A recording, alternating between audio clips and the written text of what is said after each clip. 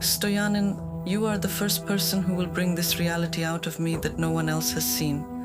Even my family doesn't know that I have experienced such things. We are taught to believe in science, to believe in what is visible. But what I have discovered over the years is that besides programming people in one direction, psychotherapy doesn't really do anything else. Suddenly I found myself without a profession, without an identity, without anything. Yes, I decided to start a family, but who am I in this family? Am I a mother, a wife? Who am I? What am I going to do from now on? Subscribe. Didn't you ever think that you might disappoint your parents and everyone around you if you quit, since that's what you did? It's such an elite thing. You have some of the most capable people around you. Who would walk away from something like that up to this point, right? But the interesting part is the other side, because if this were just a regular TV interview, it would pretty much end here, but now it's just beginning. And I'm Sasho. Is it you? Is it? Was it you who made the call? Was it? Said Vicky, and he laughed. How you called me from the other world, but this isn't the other world. What kind of world is it? It's a parallel world.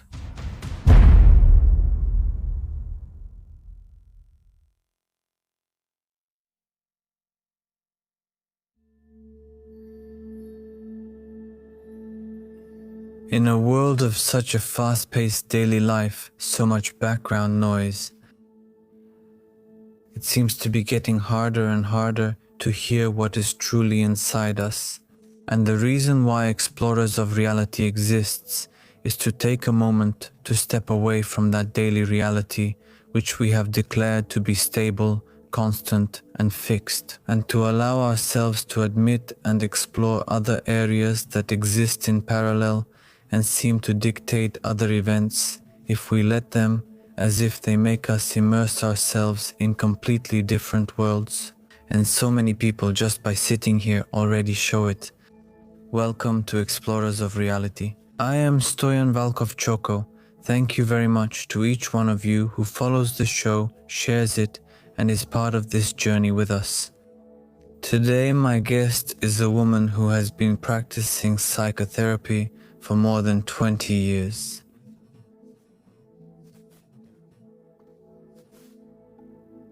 She works with human consciousness and what we are inside, beyond the mask.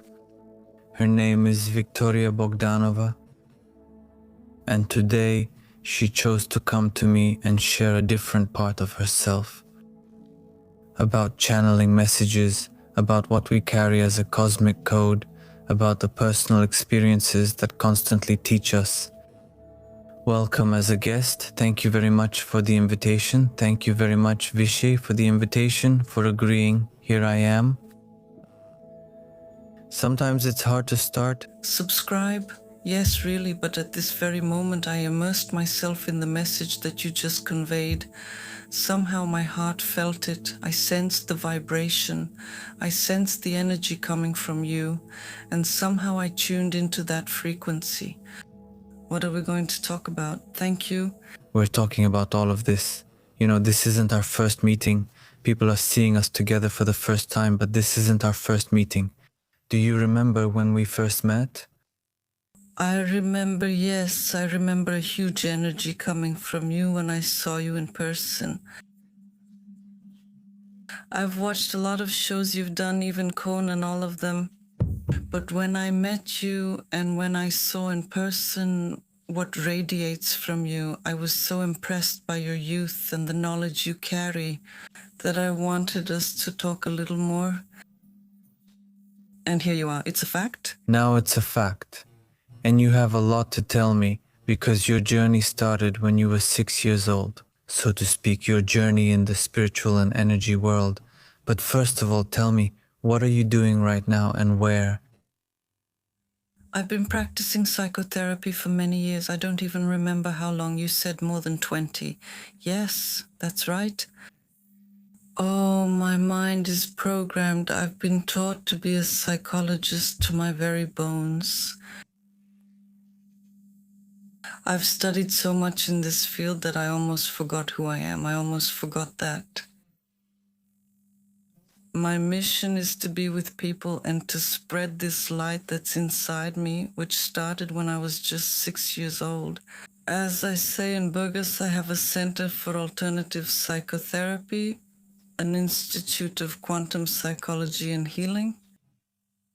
With great excitement, I see that you're sharing all of this, and I thank you for coming here, opening up, and taking a big step for yourself. Actually, I want to take this moment to say to everyone who is watching, it's good to think about it. The people who come here to the studio and put their whole lives and everything they are on the line, it really costs them a lot. That's a big step, and I'm grateful to everyone who comes. It's very easy to stand aside and blame, to point fingers, to frown, to hate, to express your anger by blaming others. Actually, isn't that one of the main principles of psychology? What is it in broader terms, in a broader context, for people who aren't familiar with it? Here it is. My debut book, Touching Reality, can be found on our website INRA.bg, 320 pages. Personal experiences and realizations about the universe, about what we are, and the courage to express it, a more open, deeper understanding of the power each of us possesses. If we're brave enough to admit it, you can find it, and why not soon in bookstores as well? In a broader sense, psychology is about discovering yourself and learning new abilities, new ways to live your life more freely, more calmly, to create a reality that is more beneficial for your life. And what is the main difference between psychotherapy and psychology? People often confuse them, even with psychiatry, they get mixed up a lot. People can't tell the difference between a psychologist, a psychotherapist, and a psychiatrist. The main difference is that since I can make a metaphor with medicine, let's say that the psychologist is like a general practitioner, while the psychotherapist is more specialized. They specialize in study. He's like a doctor with a specialty. The psychotherapist studies a specific main method that they work with and then applies it with people. The training is very long and very demanding.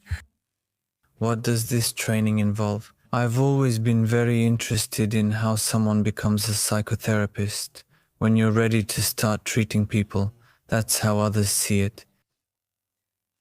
You're ready when you yourself have gone through countless personal psychotherapy sessions, using the method you've chosen to work with.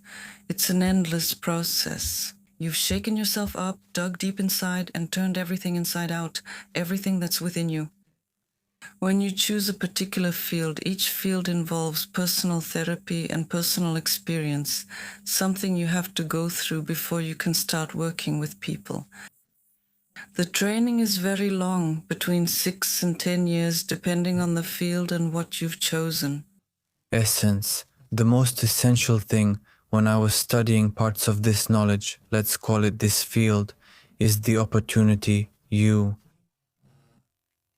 to be able to look into the mind, the pains, the doubts, and the thoughts of the person standing in front of you. Yes, that's right. And to show them an alternative path, something they haven't managed to learn, something they haven't managed to see in their life. In Bulgaria. There are many interesting things I want to ask you, but for now I want to ask you this. In Bulgaria, what is the professional community like? How do they relate to all of this? Our show, it's not a psychological show, although it could be seen as one, but I'm very interested in the field of psychotherapy, how people, which camp they belong to, so to speak. Some prefer what Jung did, others prefer Freud, some reject both and go further back to ancient times. What methods are currently used in Bulgaria? Jung is the father of psychotherapy, and everything originates from his theories. Jung is the person who is quietly embraced and secretly liked by everyone, because he talks about such deep, vast things that few psychotherapists dare to think about.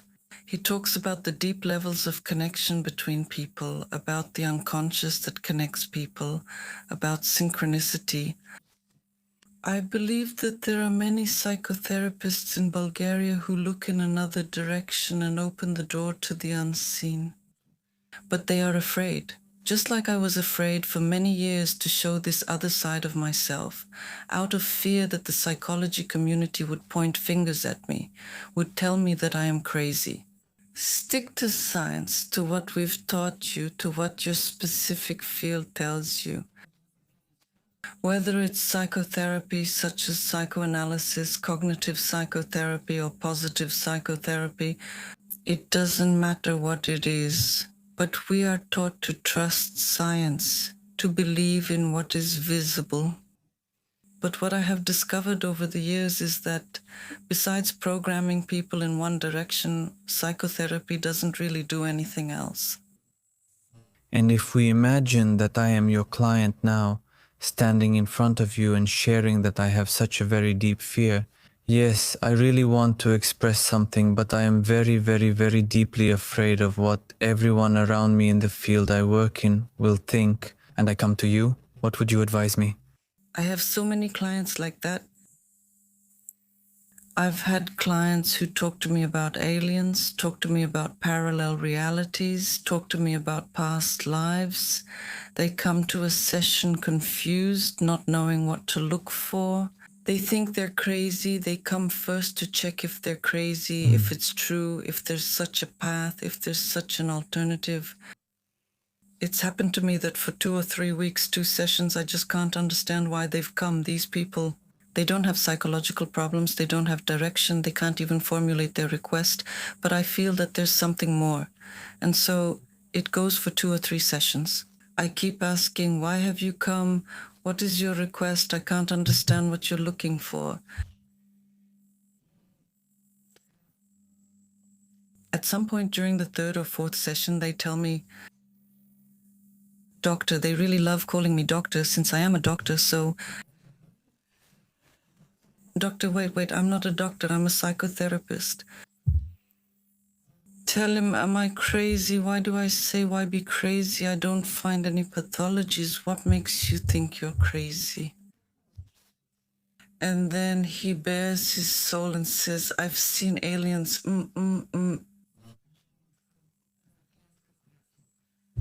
Hey, he told me similar things. I just realized it's not that. I was just so shocked by the things he told me.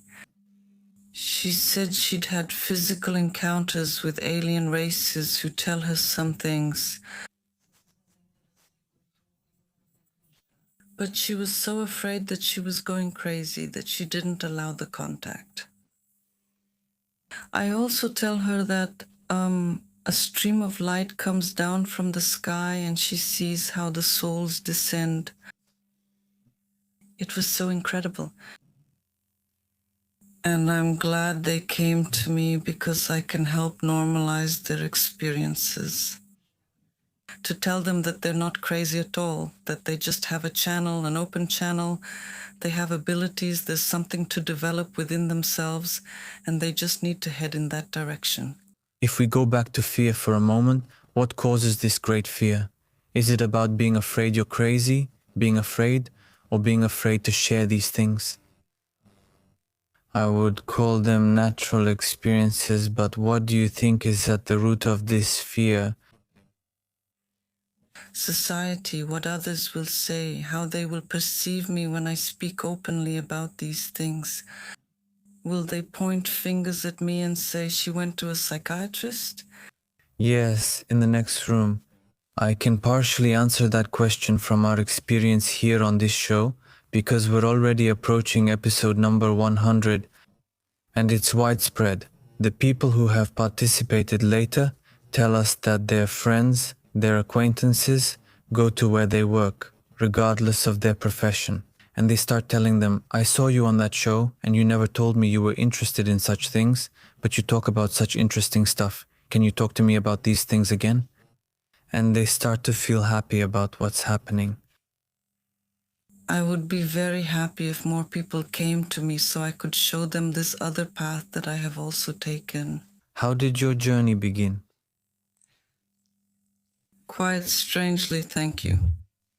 When we talk about a journey, we mean the path of awareness, the path of the energy we encounter. Matter is actually becoming more and more visible. Stoyan, you are the first person who will bring out this reality in me that no one else has seen. Even my closest ones, even my family, don't know that I have experienced such things. Yes, they know parts of different experiences, but not, the whole picture. I don't know if I'll be able to tell you the whole picture. As much of it as you can. But I remembered that I was a child full of love. I remember very clearly how I couldn't believe that people didn't have love in them, even my closest ones, my parents. And I remember very clearly at 4 or 5 years old how these people would say to themselves, why don't they love us? Why can't they love? What's happening here? I was constantly asking myself questions like, why do these people act this way? Why are they aggressive? Why do they get angry? Those were my constant questions. I was only 4 or 5 years old, and I remember we went to Russia, to a very northern region, a place that was then called Komi in the former Komi ASSR. It's very far north, lots of snow, almost polar nights. In winter, it would get dark at 2 o'clock. Yeah, 2 o'clock. Yes, in the summer there were white nights. It was wonderful because I remember playing outside with the kids until 11 p.m. in the middle of the night. You can't tell what time it is. And you don't need to. You don't need to. And there were just small settlements. There was nothing, no food. Food was really scarce. I remember these long lines for cucumbers. For cucumbers. There was nothing for cucumbers. And from Bulgaria, they would send us food parcels. My grandma and grandpa would send us salami, like peko salami, and Bulgarian chewing gum. Back then, it was amazing, the kind of food we could only dream of there. And these parcels would arrive from Bulgaria, and they would put them in the fridge. And I was shocked. I looked and said, why should we eat while other people don't? How is that possible? That's not normal. So what did I do when my parents went to work? I took the salamis, cut them into pieces, and started putting them in people's mailboxes. Everyone should eat. It can't be just us eating. It can't. Yes, that's not right. It can't be like that. And in the evening, when my parents came back, they would ask, Victoria, where is the salami? I give it out to people. But you tell them, well, don't be mad, I don't know. I gave it out to people. How did you give it out? Where is it? I put it in the mailboxes, but how in the mailboxes? Not that anyone will eat it. Who would eat it? Just imagine people open their mailbox and see a piece of salami. Who would eat it, really? Who would eat it? I don't know. It's not normal for only us to eat salami. Other people should eat too. And so I just believed it wasn't fair. I just felt it. How long were you there? I was there for 45 years. My father stayed a little longer. And I went when I was 6 years old, and I was so bored. I felt so lonely because I was separated from my usual surroundings, from my friends. And during the first year, I didn't have any friends there. I walked by myself. I skated. That's what kids do there. They skate, they ski because there's so much ice there. And actually, my first experience was a clash with another reality. Was when one day I went out to skate, winter skates on ice. I was 6 years old? 6 years old. And it gradually gets dark because, as I said, it gets dark there in 2 hours. It gradually gets dark. I'm skating on a road that was completely icy. So imagine 2 lanes, one in each direction. There weren't really any cars, but in the middle where they had plowed the snow, there were huge snowdrifts. And as I was skating, at one point my legs gave out and I fell on my knees. I just lift my head, and in front of me a huge fiery space opens up. and from inside a dragon came out. A dragon? A real dragon. But in front of you or? In front of me, it's exactly 5 centimeters away. I was a child, so I was like...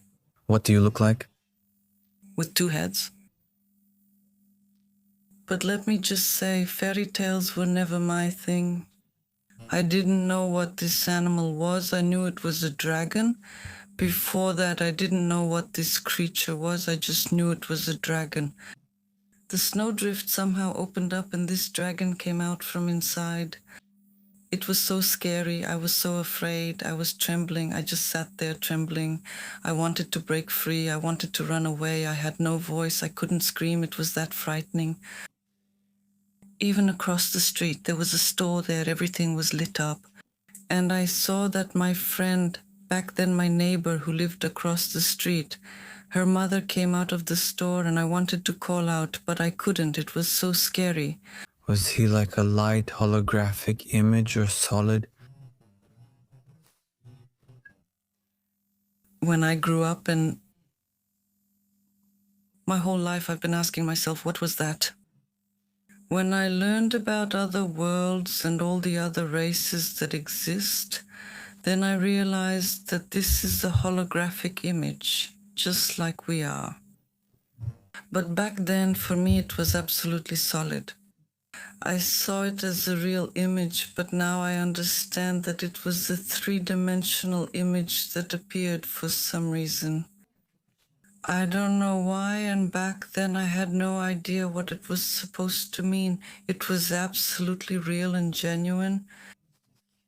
When this happened, you actually didn't share it, or you did say it, but they didn't believe you. At one point I broke away from it because it was kind of an obsession. At one point I broke away, threw off my skates and went home in my socks.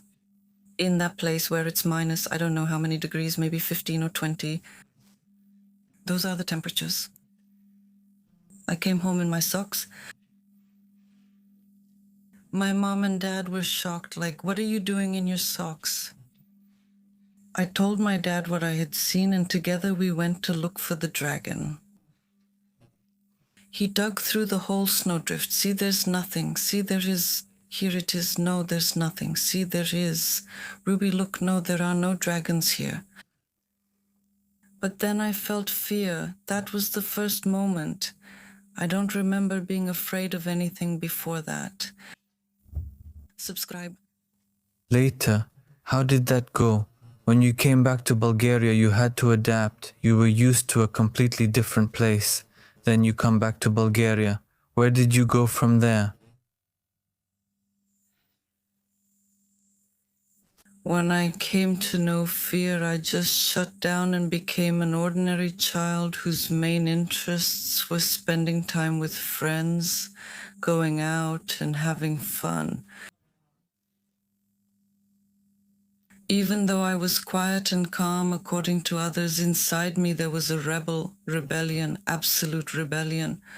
I always did the opposite of what I was told. I was always experimenting with why things had to be that way. I would do the opposite, but I always did it quietly to check what's there, why they tell me no, why they say this can't be done. When did your interest in the human psyche begin? Maybe when I turned 18 or 19 and I was searching for my path in life, what I could do, what kind of work I could do, where to go now. But I decided that I could be a hairdresser, a coiffeur, because my mother was a hairdresser. She worked at the opera and made wigs. And I decided that I should continue her profession. Art is not unfamiliar to me. I can create, and I said to myself, this is what it will be. At that time, I had a friend with whom we created worlds together. We were walking this path together, so in sync that we created a salon, the most luxurious salon in Burgas, built from scratch with almost no money. How did you create it? Back then, It was my first experience with the materialization of desires, of wishes. Without even realizing it, we hadn't even wished for it at all.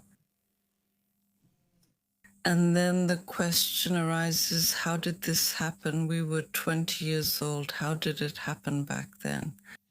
I consciously set out on this path, but unconsciously I materialized and manifested a salon that was in my mind. And we only had enough money for the train to Sofia. We went to order the most expensive equipment, and we didn't even think about how we would pay for it. Where we would get it from and how it happened, I don't know. We just had an idea in our heads. We wanted this salon to be exactly like that, to look exactly that way. And we just went for it. We dove right in. Like kids at 20 years old, we jumped into the adventure and it just happened. Subscribe. After that, how long did you continue? Yes, a few years. You asked me how my interest in psychology began. My clients who came to me would tell me, whatever you want, first let's talk face to face. Yes. Initially, I didn't notice, but then I realized they were coming to talk to me. When I gave up this profession, it was because I decided I wanted to start a family. I wanted to raise my children in peace, because this is not a job for someone with a family. You're constantly working on holidays, working late, always at trainings, at different festivals, at different places, which isn't really suitable for a family. And I chose to create a family that would live in harmony. That's how I gave up that profession, but it was there that I realized I could understand people and communicate with them in a different way.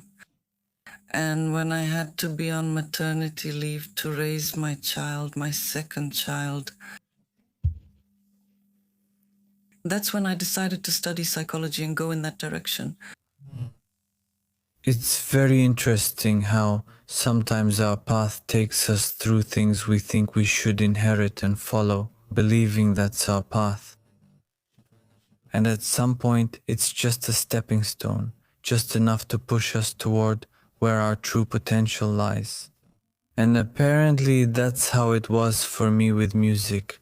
I have 12 music projects, all of them done professionally. That was a stage that started and ended right on time and never continued along that path. The people who remember know well. This is a journey, and when you look back, you realize that this journey is like a puzzle, and one can't exist without the other, because it was the stepping stone for the next stage. Oh yes, but look, here's something very interesting. Many people will say, who in their right mind would get involved in psychotherapy? With so many people who come to you every day with their problems, with their complaints, with their secrets. So many secrets. Not that someone hasn't shared something while sitting in your chair getting their hair done, but it's different. It's easier, you're the boss, you set the rules. How did you recognize that you were trained then, after that adventure, when you were 6 up to 20 up to 25? Did you have other such unconscious dreams? Any signs, messages that told you, no, now Victoria, turn more to the right, now go join this company, or do you only understand this now? There were signs all the time. Now I realize that my whole life, throughout my entire journey, has been guided. There have been many times when something inside me told me, now get up and leave, now get up and go there, now do it, go. What? And if I relax and go with the flow and do exactly what I feel inside, it has always been the right path. I was lost. I can't say that I knew who I was. I'm in my 20s. I had absolutely no idea. And actually starting to study psychology was one of my ideas for finding myself. Because I was just as confused, that I ended up without a profession, without an identity, without anything. Yes, I decided to start a family, but who am I in this family? Am I a mother, a wife? Who am I? What will I do from now on? I was trained to be a hairdresser. I was in the flow of creativity. I was good at it. But at one point I was lost and I had no ground beneath my feet. I was used to earning my own living. Suddenly I had to trust my husband, who takes care of me, my family, our family. It was very hard for me, and that's when I started to search for who I am. On a personal level, just to take off the masks. Because in this profession, in hairdressing, that was one of the things I hated, that I had to put on masks. Like what, for example? How does a mask sound? Well, since we opened the first luxury salon in Burgos and celebrities would come to us, I had to put on masks in front of them, these beautiful ladies, for whom it was very important to look good. But deep down, they were just lost little girls who really wanted to talk and to find themselves. In all of this, in this whole masquerade of their lives. And that was very unpleasant for me. But even back then, I intuitively really wanted that in the salon. Such meditative music, something relaxing so that people can unwind. Most of the time I managed to do that, but not everyone always wants to listen to that kind of music. They want to listen to something more dynamic, yes. Something more dynamic, yes? But anyway, I had also gotten lost in this whole masquerade. I felt that something was bothering me, but I didn't know exactly what. And a weight was lifted off my heart when I broke away from that environment, because definitely... And that someone had pushed you into it. Didn't you ever think you might disappoint your parents and everyone around you if you quit? It's such an elite thing. You have some of the most capable people around you.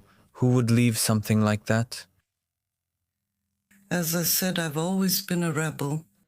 If someone tells me something, I'll do exactly the opposite. And my parents gave up telling me anything a long time ago. So I haven't listened to anyone, nor has anyone tried to tell me anything. Somehow, deep inside, I realized that this was just a stage in my life, not the whole thing.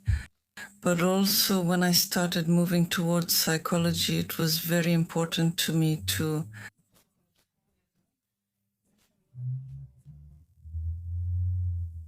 answer the question for myself, am I normal? And my specialty is psychopathology. That's exactly why, if I ever start to go crazy, at least I'll be able to recognize the symptoms. That's a very interesting slogan, and I thank you for sharing it so openly. All right, so far so good. However, the other part is interesting, because if this were a regular TV interview, it would pretty much end here, but now it's just beginning.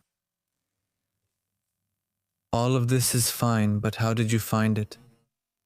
What pushed you to seek out meditation for the first time, make your first connection with those vast worlds, receive information for the first time, to even recognize that a person is able to pick up signals, to receive impulses, whether it was through intuition, through different messengers, if you will? I've always had messengers, and believe it or not, my first such messenger in this field was my professor at the university. At that time, I was studying psychology and... Was she, excuse me, your first such teacher? Not a teacher, but in psychology? Yes, but I met the first person who showed me this path at a training in cognitive behavioral psychotherapy. And then this professor who taught me both at the university and in the psychology field, she said, "Colleagues, let's move the date to next month because I will be going to Varna for an event and I want to attend." And I sensed that it was something important. So during the break, I asked her, and she told me that she was going to a meditation training in Varna. Were some Buddhist monks from a university somewhere in India who teach Buddhist meditation supposed to come to Varna? And I thought to myself, wow, how interesting. Can I come too? She said, yes, of course, you're welcome. So I said, okay, where is it? And I went to the next one. So for you, your first encounter with meditation was exactly by the book, as they say, with real monks. Yeah, wow. They were real monks, teachers in Tibetan meditation. It was extremely interesting. They showed us what meditation is and how to meditate. It was very difficult to stop the mind, to quiet it down, to make it go silent, to stop the thoughts. It was very hard, probably about 2 years until I managed. But when you went, it was something natural for you. Didn't you have any resistance to the information, to the people there?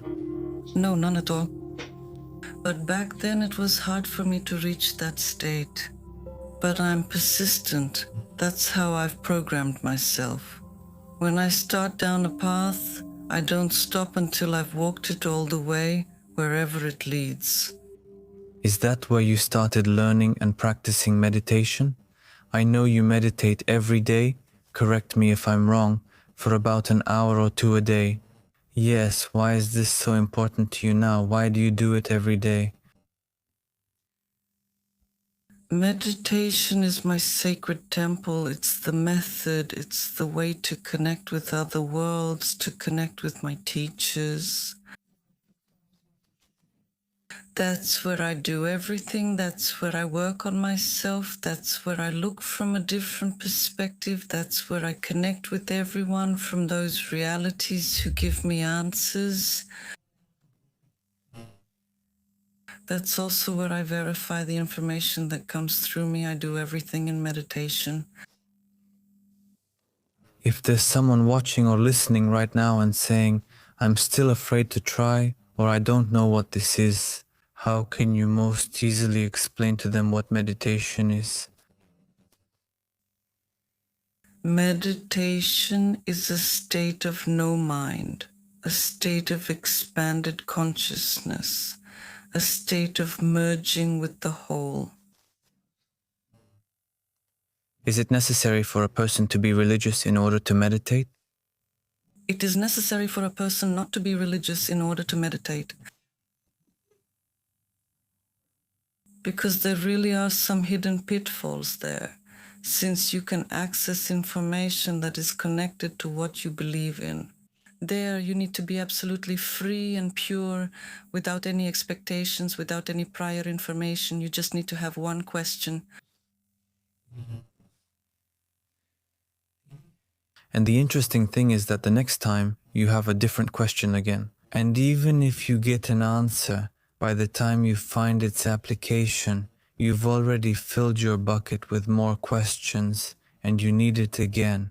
What you're saying is very interesting because all of this meditation is all about the interaction of the human mind, really.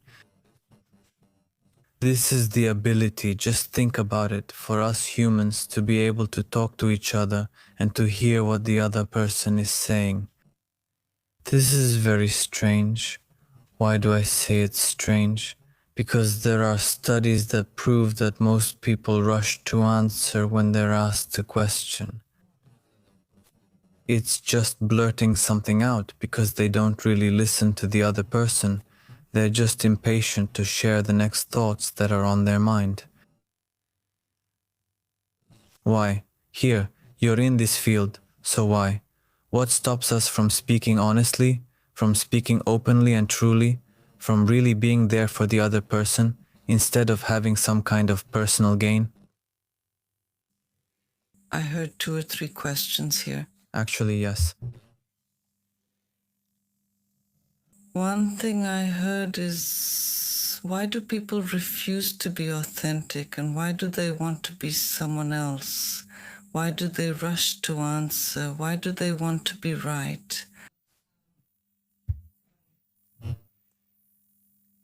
Because that will give them some kind of identity. It will give them an answer to the question, who am I? The answer of the one who knows, the one who helps, the one who understands. And when you quiet the mind and when you leave space between the stimulus and the reaction, there is a quiet space where choice exists. That's where you'll give the right answer, what you want to say to the person in front of you. And that's where meditation is. Actually, what are we, Vicky, in your opinion? That's so... A separate topic? Yes, aside from being a separate topic, it's such a big question.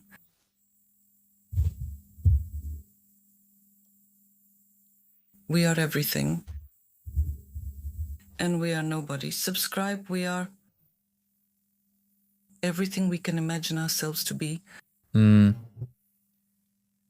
We are all of existence in all its parallel incarnations of what it is. Every second we move, subscribe. What are we? Oceano consciousness? An ocean of meaning and experience. An ocean of misunderstanding. How do we realize this? That sounds so ethereal, vast, strange. I suppose that when we suffer,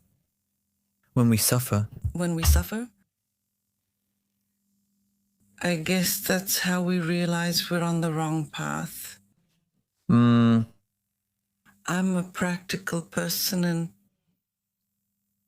I prefer to learn lessons from the things that happen to me.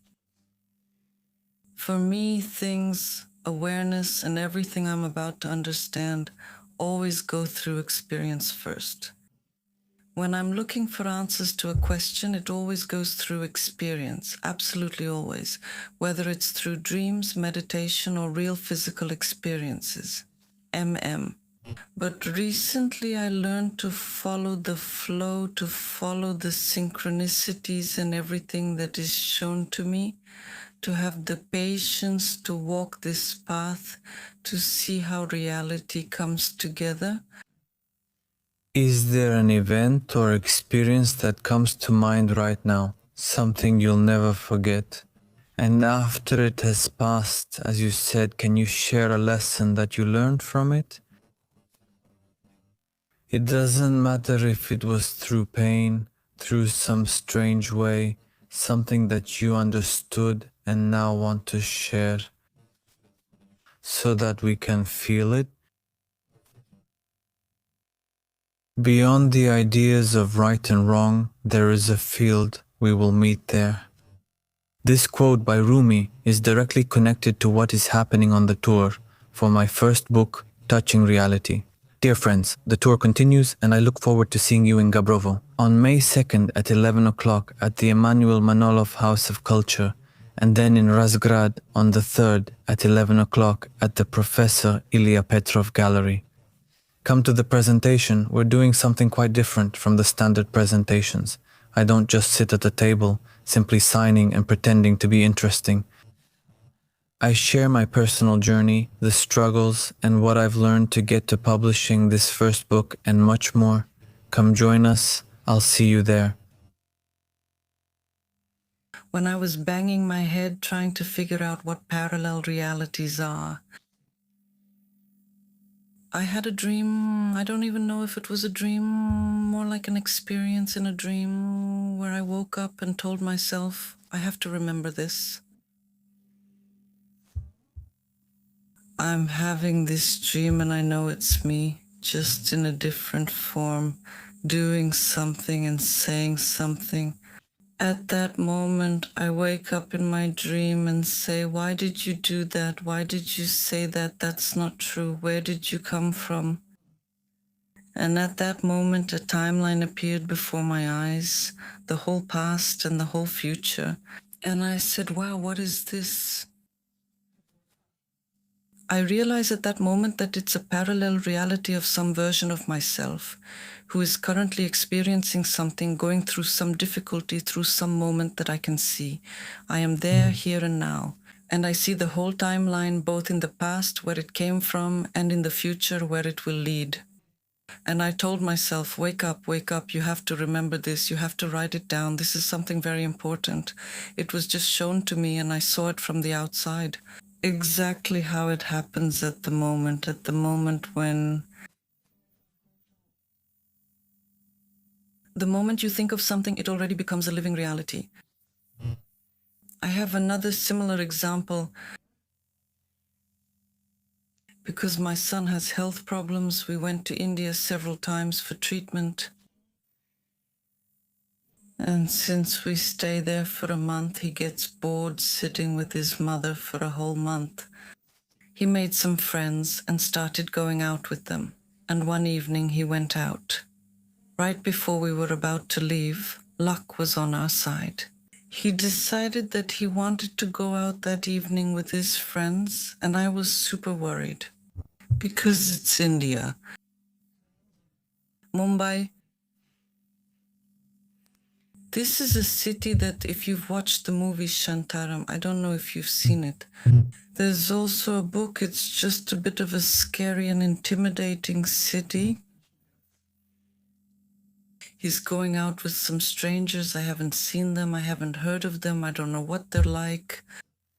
She goes out, gets on some motorcycle. People are somewhere. She leaves. I'll come home. When will you come home? I'll come home.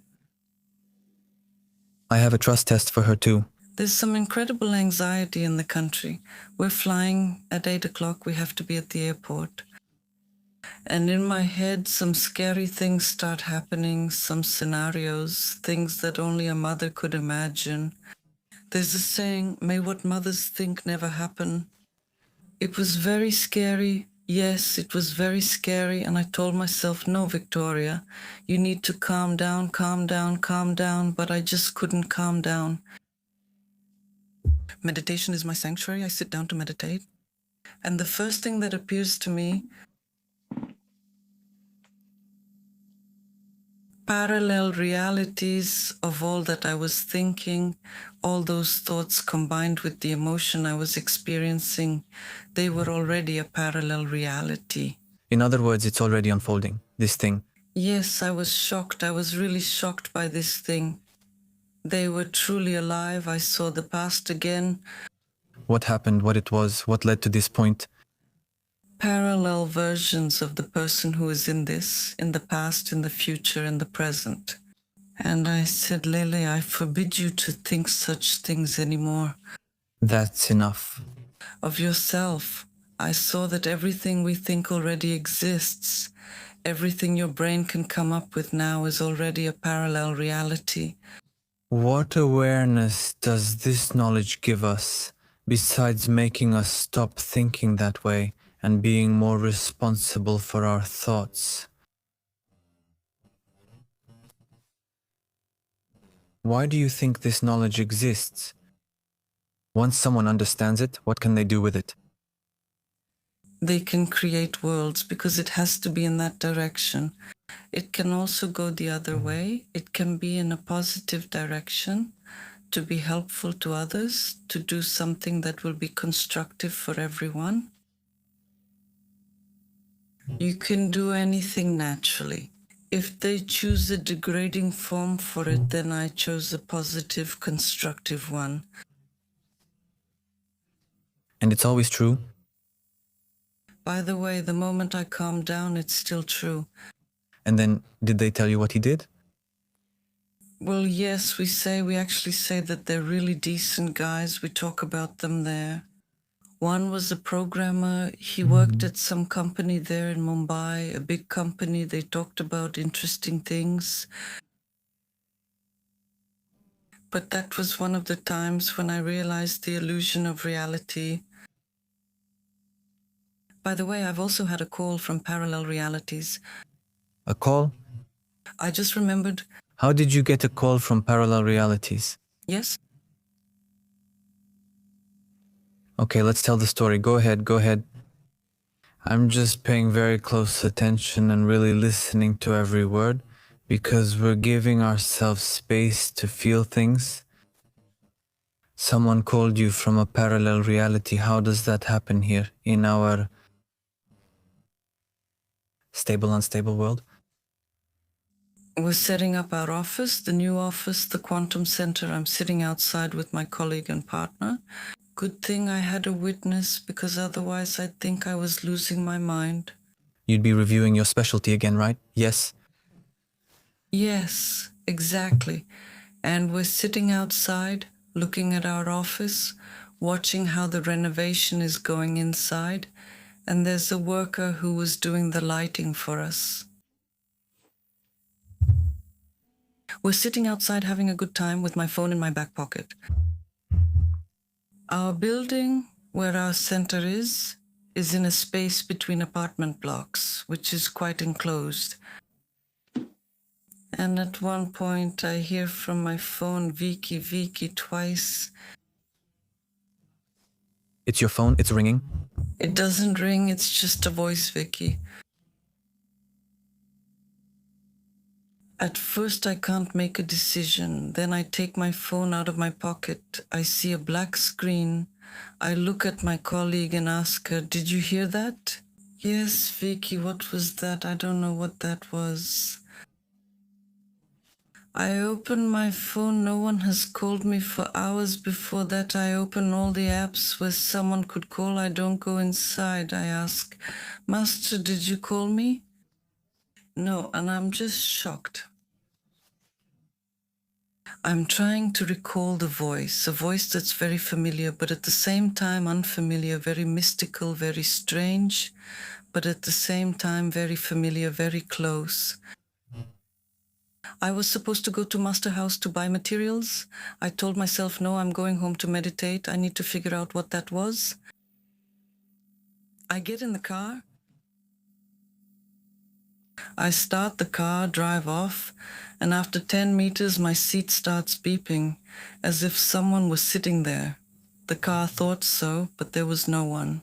My blood ran cold. There's no one, just my bag, but my bag is there every day. There's no way a 1 kilogram bag could register as someone.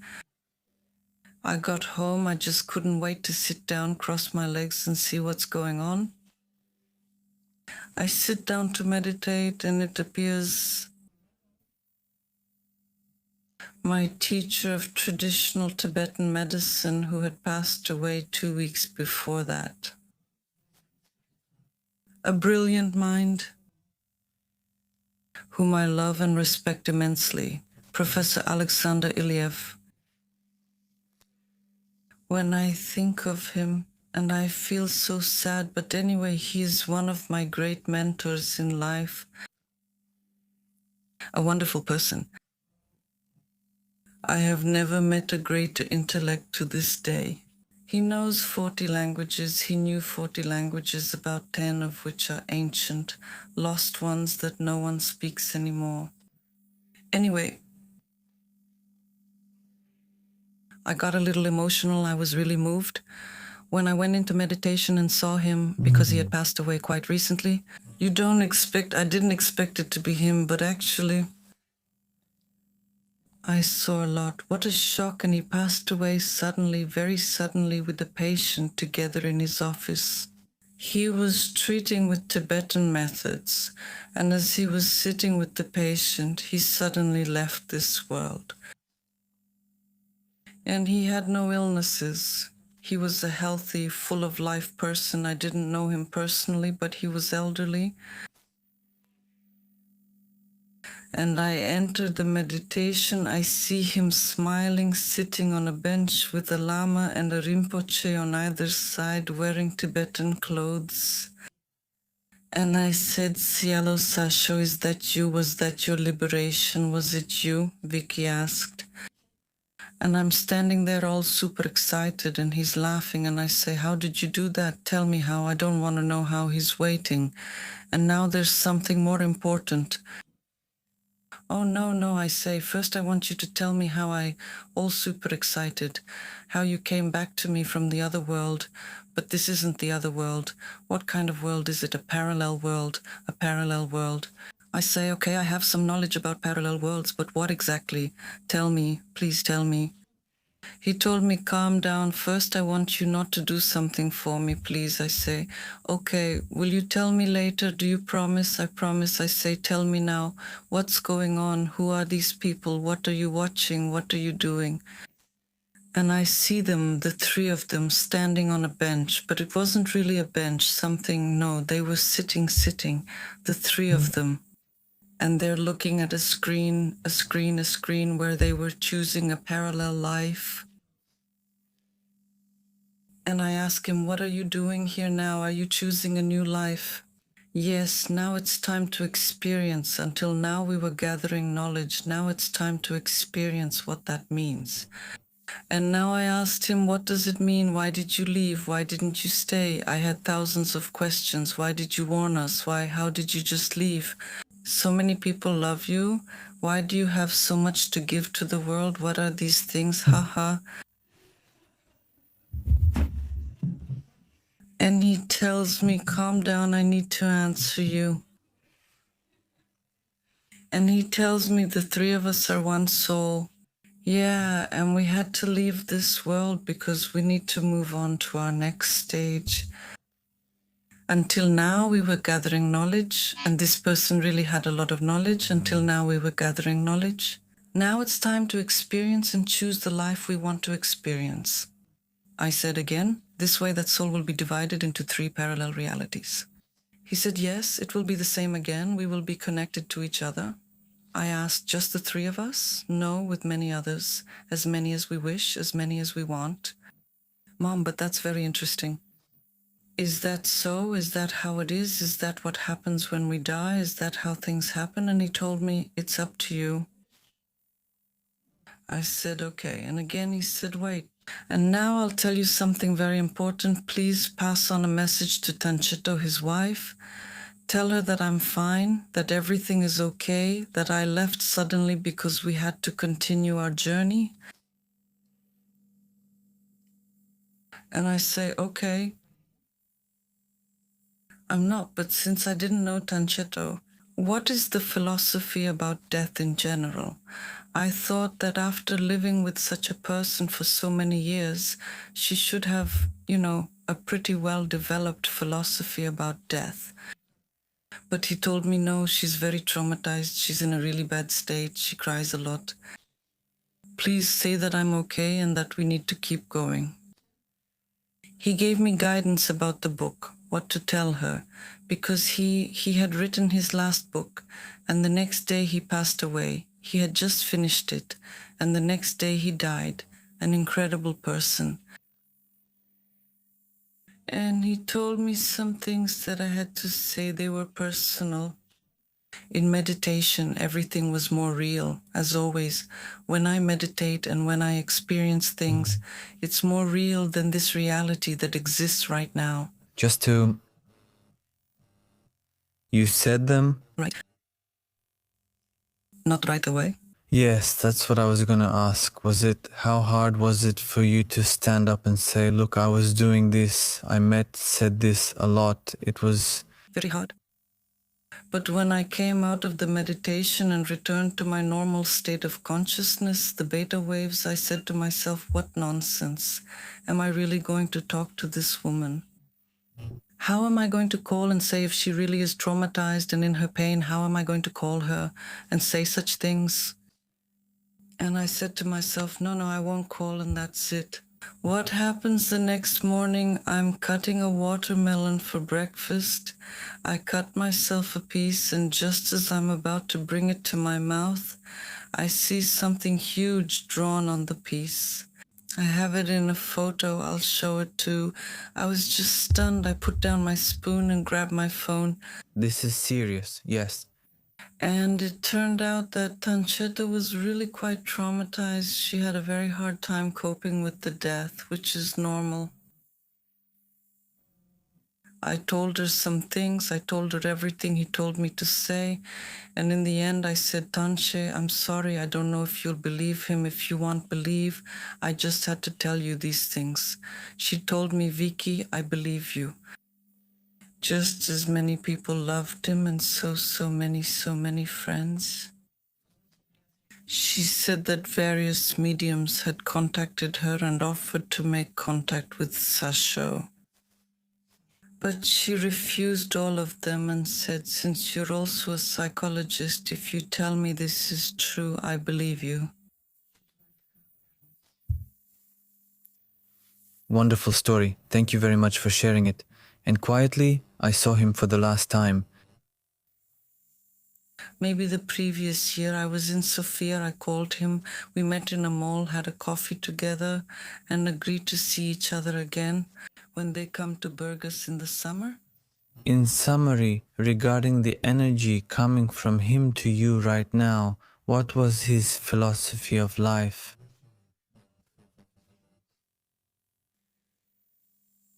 He lived in the moment. I had never met a person like him. He didn't drive everywhere. People, let me tell you, he would take all kinds of transportation, trains. But mainly people, let me tell you, if it was a longer distance, he would take the train. But what was the main message? To be here and now, to share with people, to help. He has helped so many people that I got emotional. Stoyani, I just love this person so much and I miss him because I could always call him and ask him about things that were on my mind at the moment.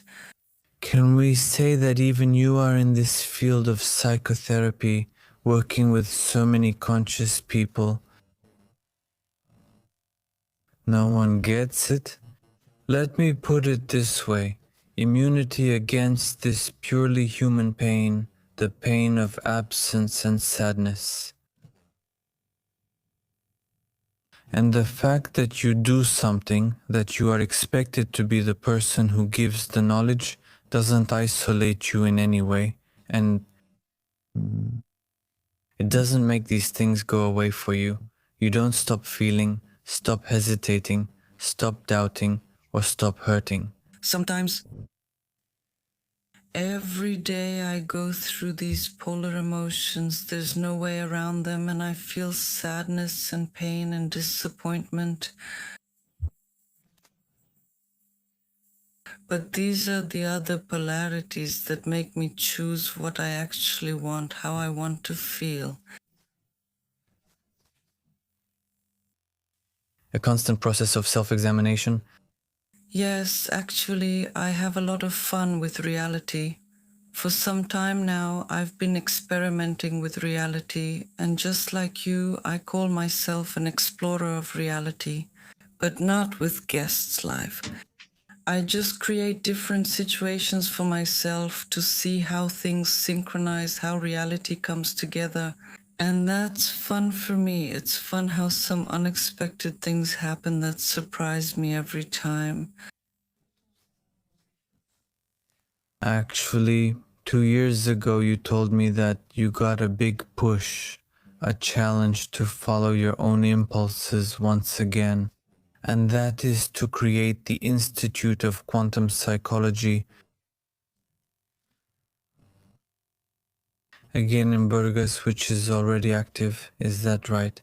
People can even find it and can get in touch with you and the people around you who work with you. Why did you get this impulse and what are you doing differently now?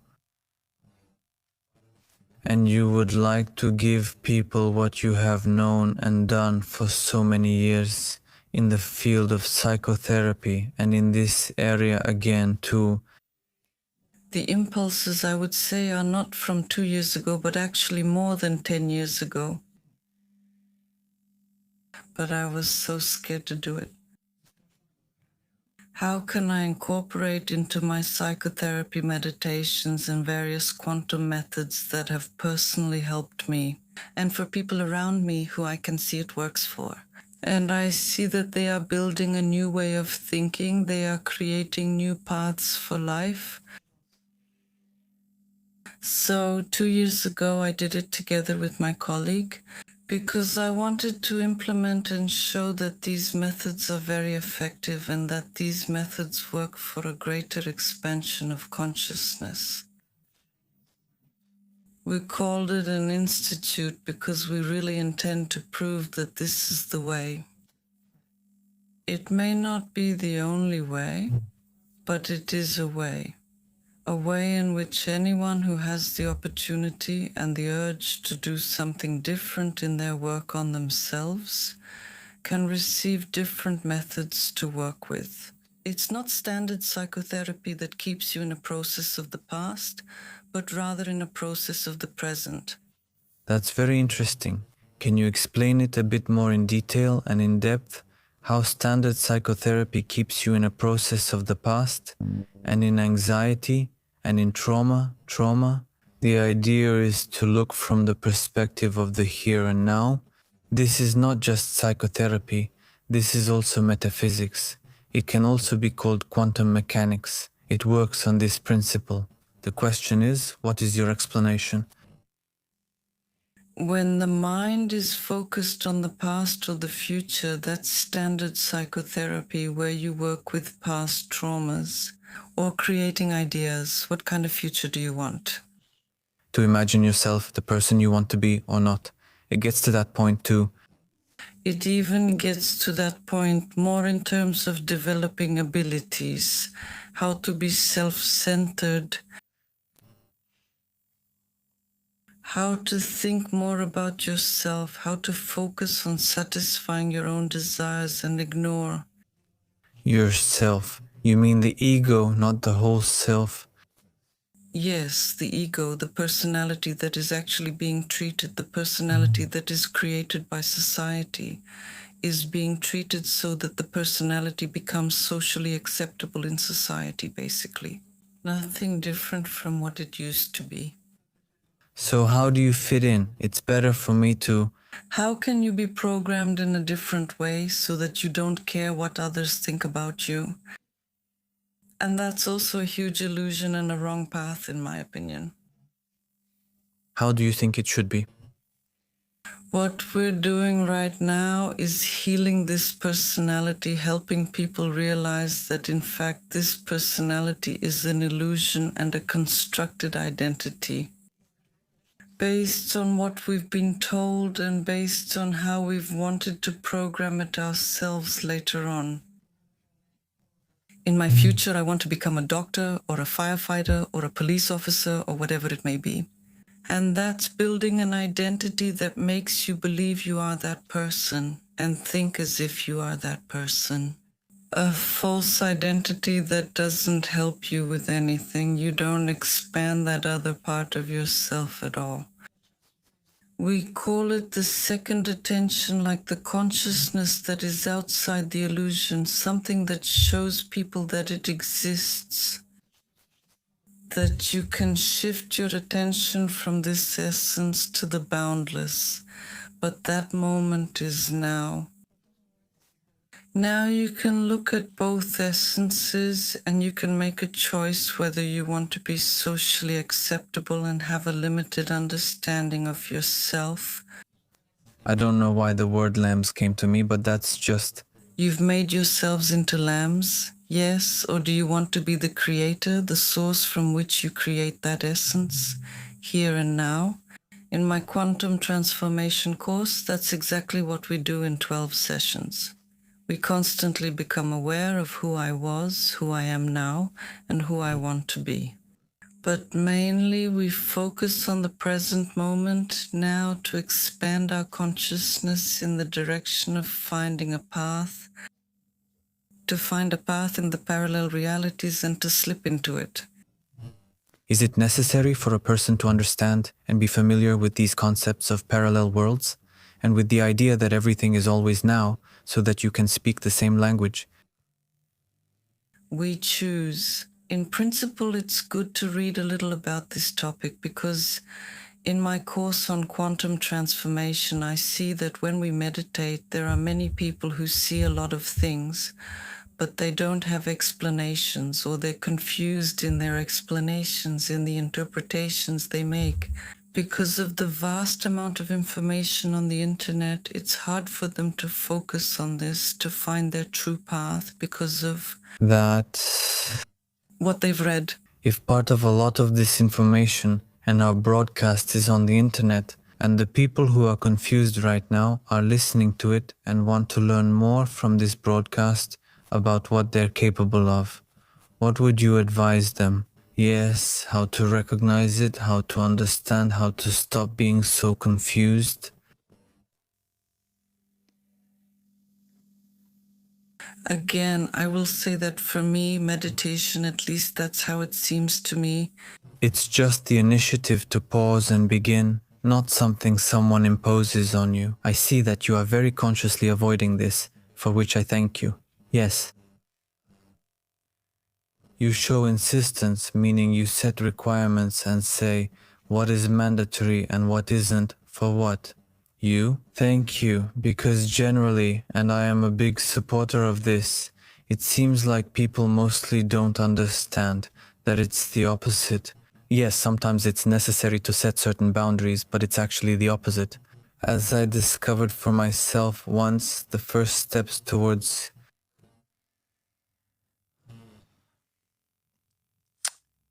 and even towards pilgrimage. And you could say that it starts as a seed.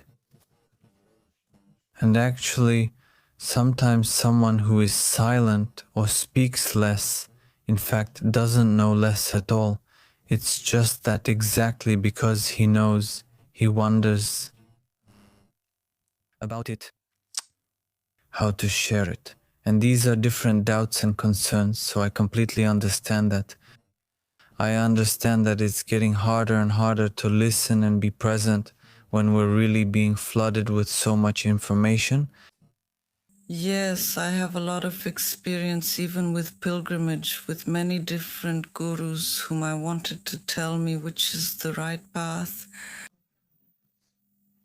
That's why this is the question. That we get asked the most. Sorry for interrupting you. That's why I really don't want to go in that direction, and I want everyone to find their own path in meditation. I was literally kicked out from that path. It was very hard for me to turn to myself because I never believed in myself. I never trusted my own experiences, even though I have them every day in my life. Ever since I was little, it was so hard for me to look inside myself and to search for the path within myself. I would say that for 78 years, Penny, I never believed in myself at all. I've received such incredible messages from my teachers that I didn't even write them down because I didn't believe in myself. And that's why I don't want to give direction. I don't want to show the way. For me, it's more important for a person to find themselves, even if they take the wrong path. That's their own business, to find themselves in the silence, to discover who they are, beyond programming, beyond all that.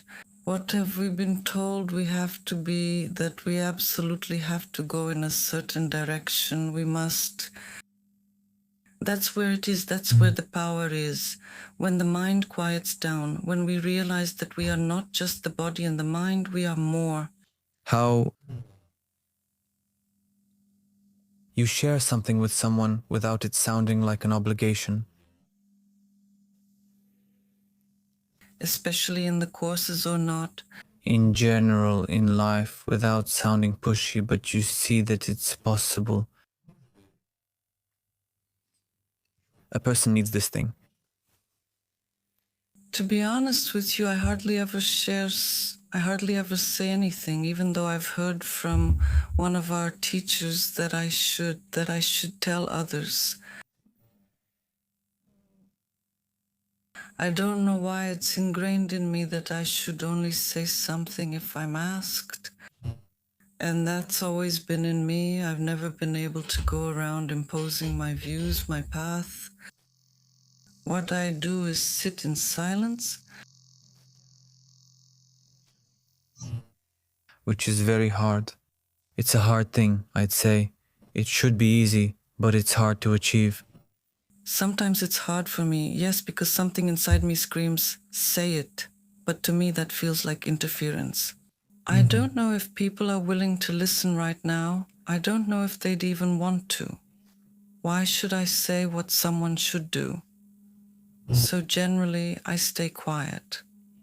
Usually when someone is quiet, people come and ask them. And when you stay quiet longer, they start to prod you. Say it, what do you think? Why are you quiet now? Yes. And then, if I have the opportunity, then I speak. What is your opinion about the idea of global manipulation of consciousness and the overall, as they call it, hypnosis that we, the people here on Earth, are subjected to. Some people, or let's call them conspiracy theorists, will shift this responsibility to some colleagues of the dragons. The opportunity, the people, the people. What is your opinion on that? No. If you only knew how many years I've been involved in these conspiracies and theories, how I almost got lost there. At least for about 5 or 6 years I was lost. In Rusty's wars,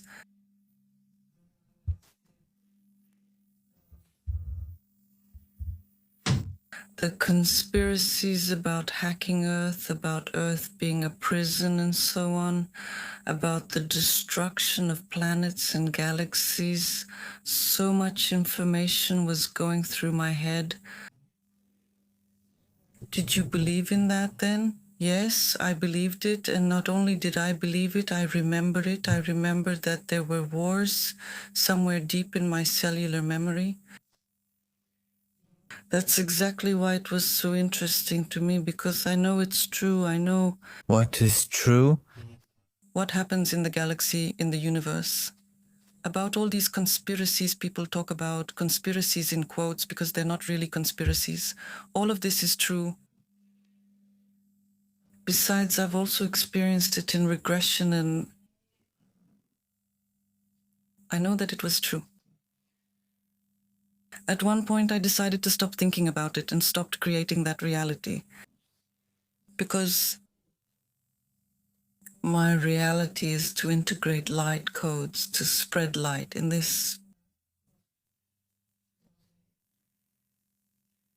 How should I say it? How did you bring Altinium? Space and time, this is Gregor, I don't know what. This is how I started to spread the light that flows through me, the source that looks through my eyes, and that when I am in silence, I can feel it. It is there. When we actually allow ourselves to look at ourselves from this angle, all that we mentioned a moment ago fades away, because this is something brighter. Yes, because what you focus on, that's what you experience, and that is true, and this is true and untrue. It was, but you can look at it from another perspective where it's not true. You create other realities. And they exist together. Yes, but during a regression I saw how relative space-time is, and how in different timelines time is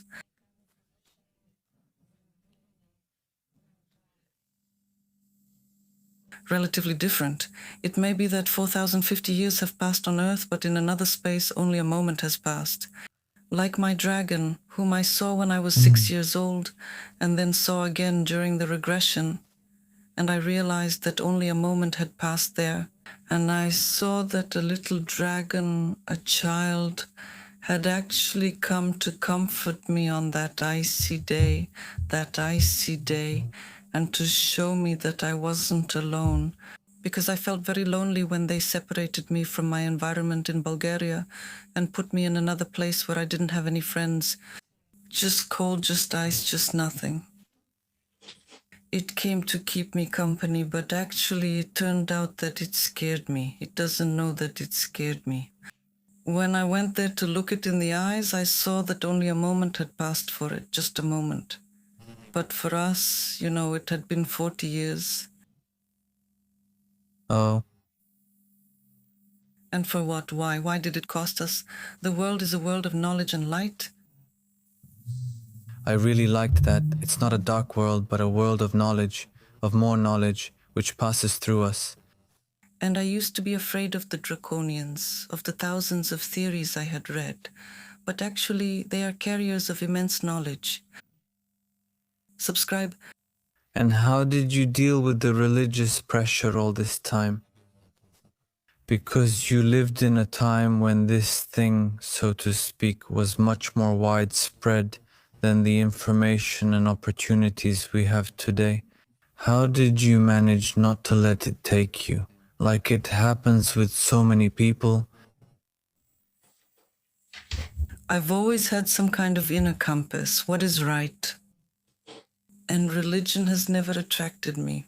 I've never been religious, even though I've tried to go in that direction. I've wanted to understand what religion says, but I just can't.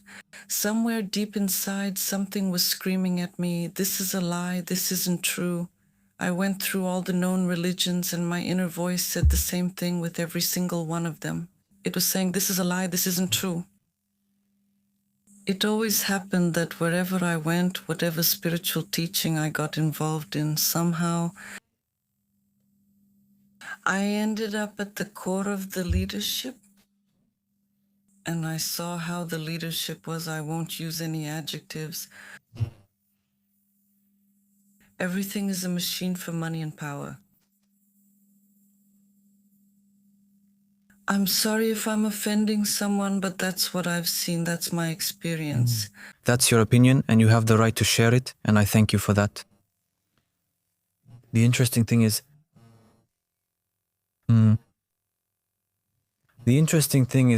the time we're living in right now.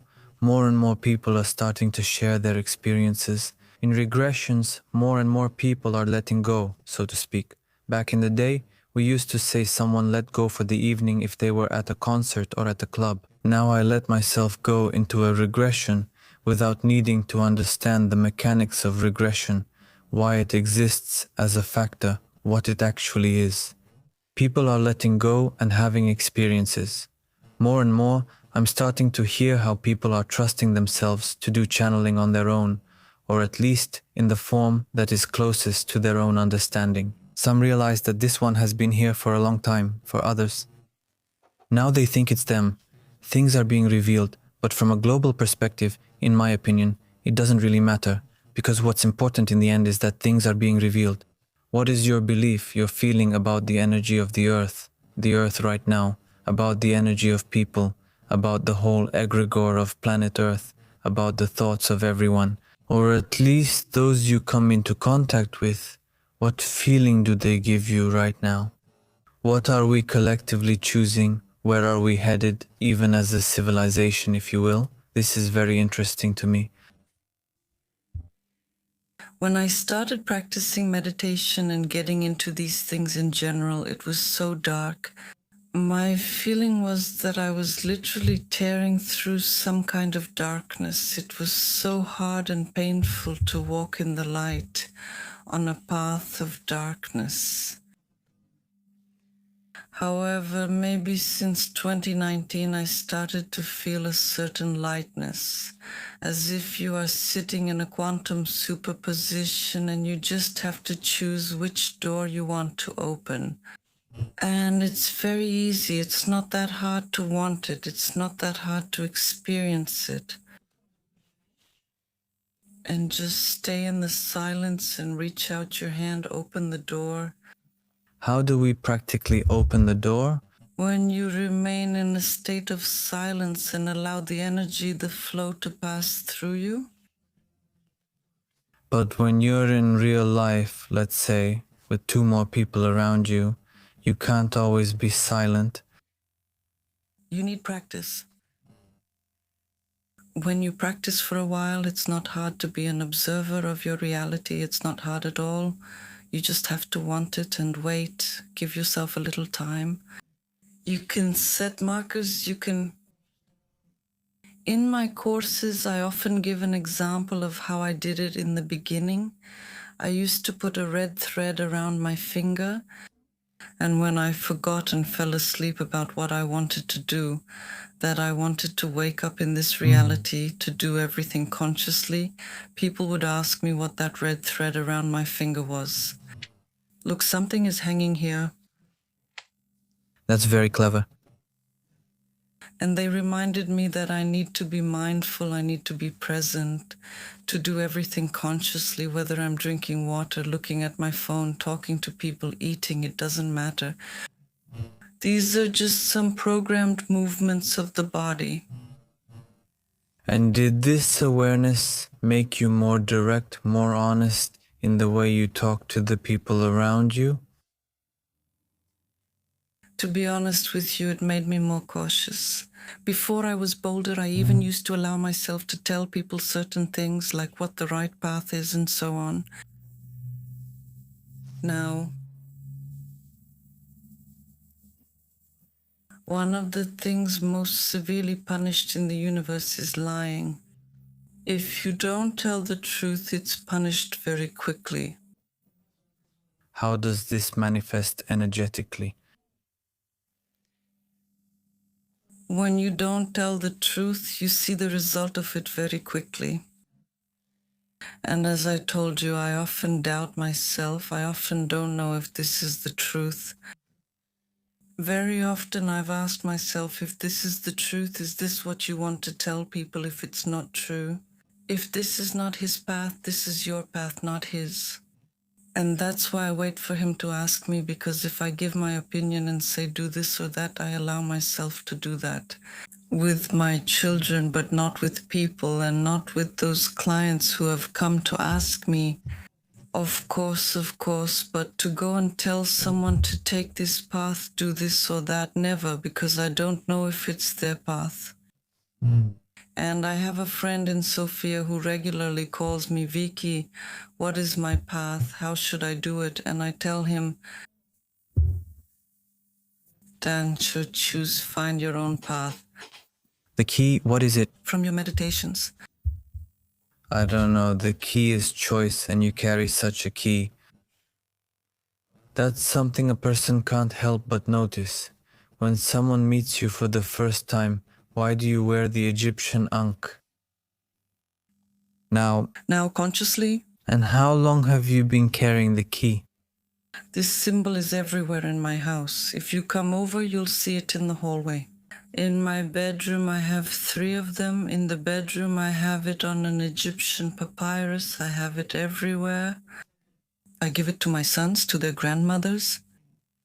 I gave it to my husband back when I first met him. That was the first gift I gave him. Back then, I was doing it unconsciously. I don't know why. Haven't you asked yourself? I have, but now I know that this is my portal to the world of energy. It's as if it's there to remind me that I am always both here and there, to remind me that I am not matter, that I am just a holographic image. And by the way, this has always helped me, because when it gets really hard, when I tell myself, when I can't see a way, when it's really tough, I tell myself, hey, you're a hologram, don't forget. This is just a picture. It's simply a manifestation of something that isn't visible yet. How this is my symbol. Yes, thank you for that. Naturally, ANG has a lot of stories encoded in it, very powerful ones. It's a very strong code, and anyone who's interested can really dive into this whole thing. True knowledge, I would call it. How do we realize that we live in a holographic universe? How do we explain this thing, that we are just images? Doesn't someone, when they hear it, say something? Doesn't it offend you? Doesn't it bother you? To be honest with you, it was extremely difficult for me to realize it. I was reading that kind of literature, rereading. I knew somewhere deep inside me that it was true, but I just couldn't understand it. It always found some kind of material expression, something for me to experience, to prove to me that it really is true. And at one point, my life is hard. It's not easy for me at all. When I'm in such an impossible situation, when I'm looking through some eyes and I don't know what to do. At that moment, things start to thin out. Is it the space that's thinning? Is it the energy? I don't really know what's thinning, actually. I start to see through it, and I realize that it's as if in that moment it disappears. And right at that moment, I have to make a new choice. That's pretty deep. Yes, that too. You know, my teachers show me that in meditation. I even have a really funny story that they showed me when I was trying to change that. I keep asking how exactly, why can't I see? I want to see this world, you know, how illusory it is. I want to see it, show it to me. And in meditation, they created an image for me to see in meditation instead of in real life, because they told me, is this what you want to see? If you want, we will show it to you. But now when you see it in meditation, I doubt you'll want to see it in real life. So I said, okay, show it to me in meditation. And what did they show me? What did they show? And what? I'm in the kitchen preparing dinner for my family. Something they love? It didn't even matter. I'm just making something. My focus is on cooking. I see the kitchen around me. I see what I've prepared. At one point, I turn around and see the table in the dining room where we'll have dinner. I set the table, we sit down at the table, the family, and at one moment, everything around me disappears. And we are in space. It wasn't pleasant at all. We were sitting at a table, and in space around me, comets were passing by, spaceships were passing by. It was quite stressful not to have ground under your feet and to be having dinner. And they told me, is this what you want to experience? I said, please, no, bring me back. Okay, again, now what am I supposed to understand? Even though the theory is perfectly clear to me, in the experience, I still don't get what I'm supposed to understand. They say, figure it out yourself. Will it be pleasant to focus only on the table and the present moment? Or would it be nicer if your surroundings were pleasant too? To have a library with shadows so the family feels cozy. To have some animals, I have a dog and a cat. The animals running around you, turning around and seeing beautiful paintings around you. I said, of course, I feel more comfortable, and they asked me, then why do you want to see reality? See how nice it is to create a world you like and just experience it in its fullness, because you'll see reality through it. That way you'll feel bad, you won't have solid ground under your feet, just enjoy what you've created. And that's how I realized that actually I have created my home, the interior of my home, my family, my children, my friends, and everything around me. They are not density, they are not matter, but I experience them, my brain creates them as such, and that's how I enjoy it, I feel good. Actually, that's part of the reason for the physical experience. Because otherwise, why would you create such an illusion of solidity if you didn't want to color it, to see it, to experience it in this way? Otherwise, you'll just remain in stillness, and yes, you'll be absolutely bored. Until I understand things. So much experience. I have daily experience with these things. I experiment every day. And let me tell you about another such experience.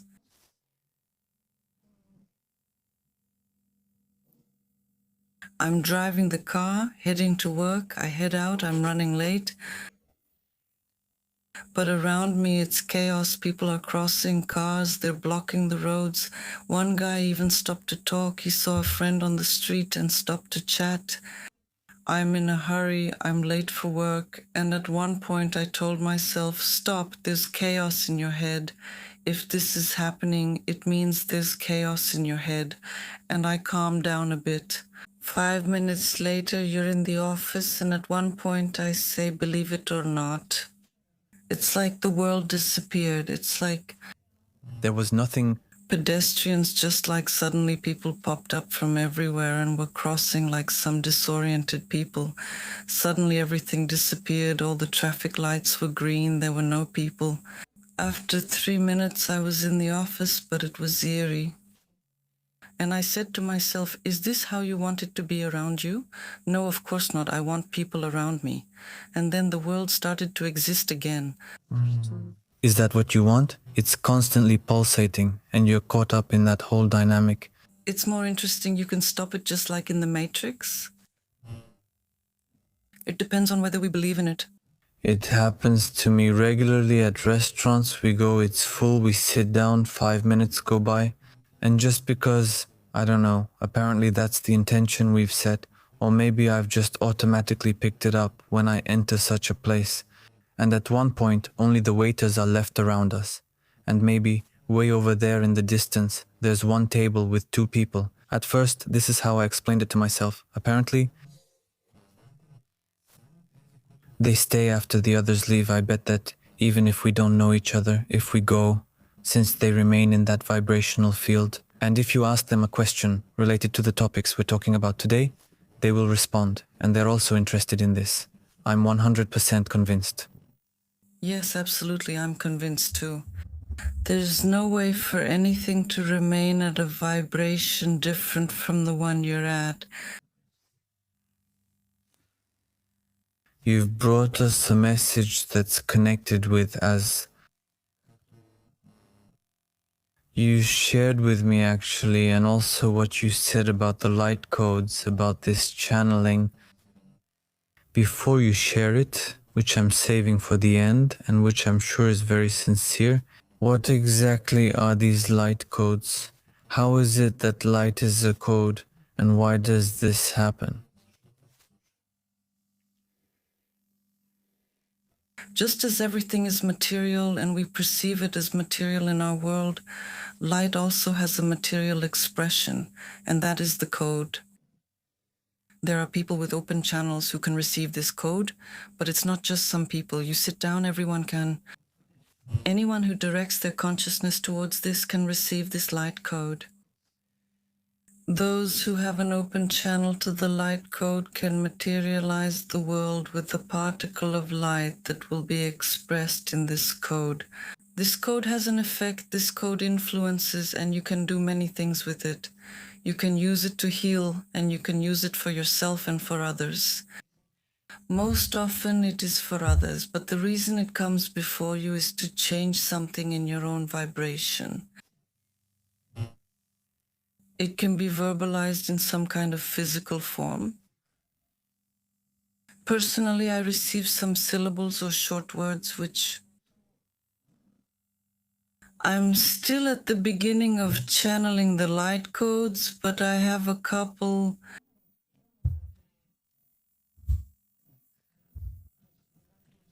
Can you show us how they sound? I think people will find it interesting. I am Rekamana, I will give Ulio Emikasha Shipara Mare Laure Shivala Sani.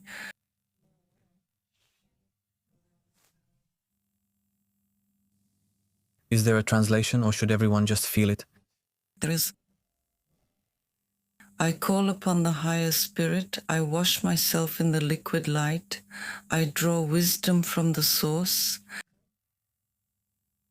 and I am for, and I seal myself in the golden radiance of peace, and I seal myself in the golden radiance of peace.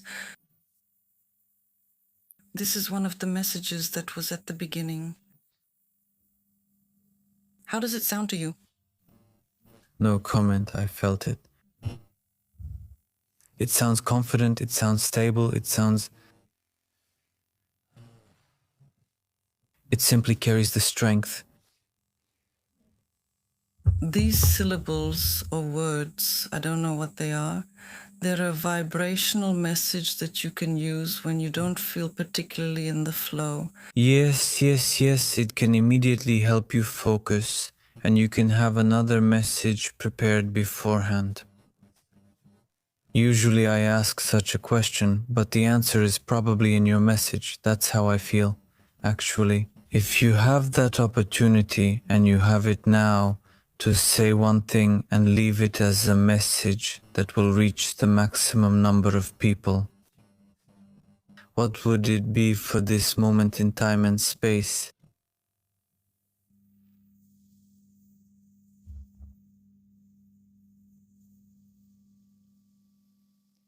Find yourself in the light, channel it, and open up to others. Make this light expand. I'm very curious about what the message says, which you said is from today, right? Yes?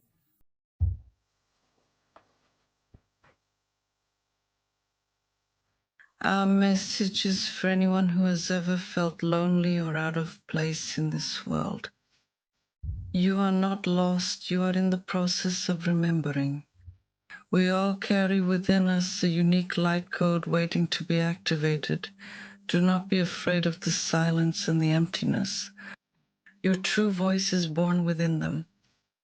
Allow your light to be your only compass because you are the architects of the new reality.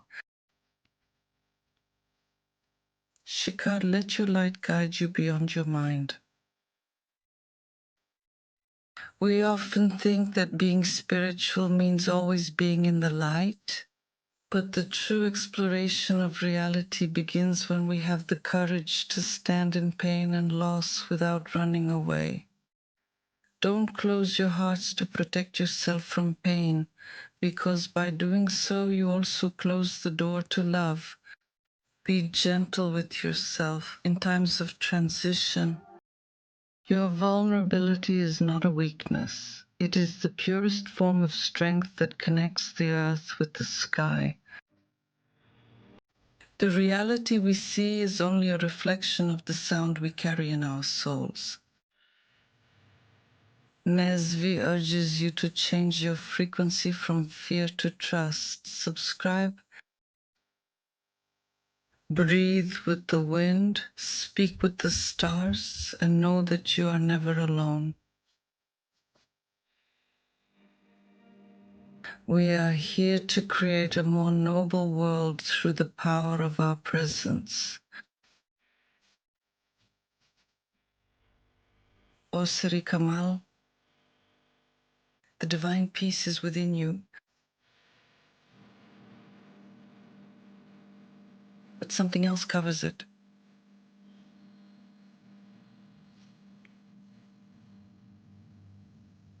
I can't wait to relax, so subscribe.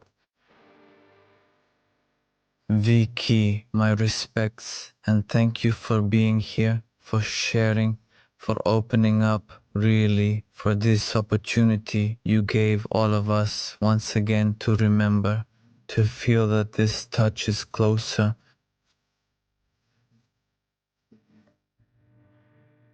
than ever, that it's really just a moment away, just the distance of closing your eyes. Thank you from the bottom of my heart for this participation. Thank you, Stoyani, for the opportunity. It was a pleasure for me. And for me, even more so.